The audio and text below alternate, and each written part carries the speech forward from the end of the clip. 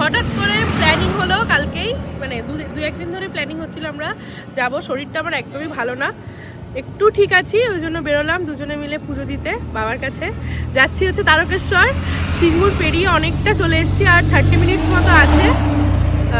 তারকেশ্বর গাড়ি নিয়ে আসবো প্ল্যানিংয়েই ছিল না, ট্রেনে করেই আসা দিয়েছিল।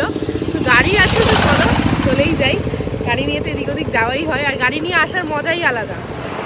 তো ফাইনালি ভালোভাবেই চলে এসেছি, এতটা 30 মিনিটস আছে, চলে যাবো আশা করছি।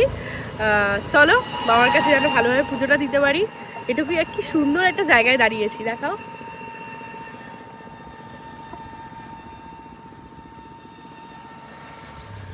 আমাদের মানে এই পুরো জায়গাটা এত সুন্দর একটা জায়গা, এখানে ফুলকপি, বাঁধাকপি, আলু এই সমস্ত চাষ হচ্ছে, অপূর্ব সুন্দর লাগছে। কোন গ্রামে চলে এসেছি আমি, পুরো খুব ভালো লাগছে। চলো বেরোই।